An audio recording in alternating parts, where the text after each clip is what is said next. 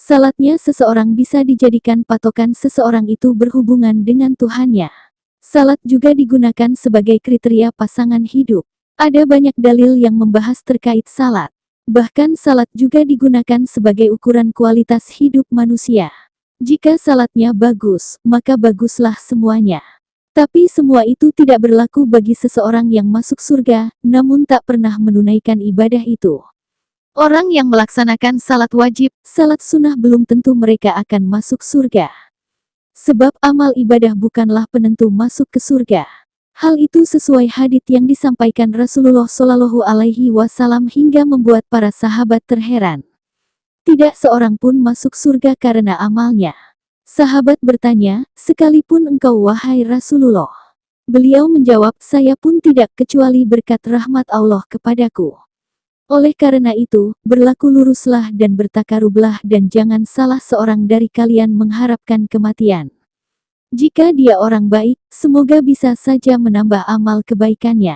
Dan juga dia orang yang buruk akhlaknya semoga bisa menjadikan dia bertobat, hadis riwayat Bukhari. Meskipun seseorang terlihat rajin beribadah, namun Allah bisa saja memasukkannya ke neraka. Hal ini pernah terjadi di zaman Rasulullah. Dalam kitab Al-Adab Al-Mufrad, terdapat kisah yang diriwayatkan oleh Imam Bukhari. Dikisahkan terdapat sahabat yang memberitahukan kepada Rasulullah tentang seorang wanita yang ahli ibadah tapi suka menyakiti tetangganya dengan lisannya. Mendengar hal ini, Rasulullah bersabda tiada kebaikan padanya, dan dia termasuk penghuni neraka. Masuknya seseorang ke dalam surga tidak bisa ditentukan dari ibadahnya.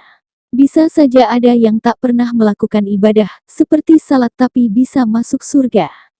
Lalu siapakah orang itu? Ya, hal ini pernah didalami oleh seseorang dalam pada zaman Rasulullah. Orang tersebut merupakan Amr bin Sabit. Amr bin Sabit merupakan seorang laki-laki dari Bani Abdil Ashal. Ia juga sering dipanggil dengan nama Amr bin Ukaisi atau Usairim. Amr bin Sabit pernah diajak memeluk Islam.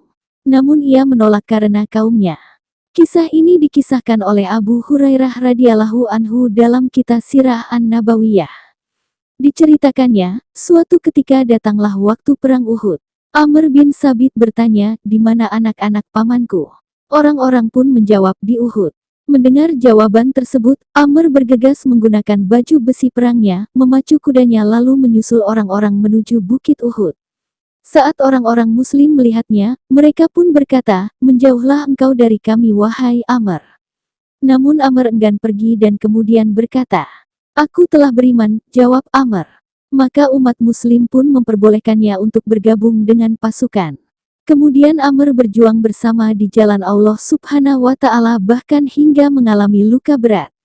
Saat perang usai, orang-orang Bani Abdul Ashal korban-korban peperangan dari kaum mereka.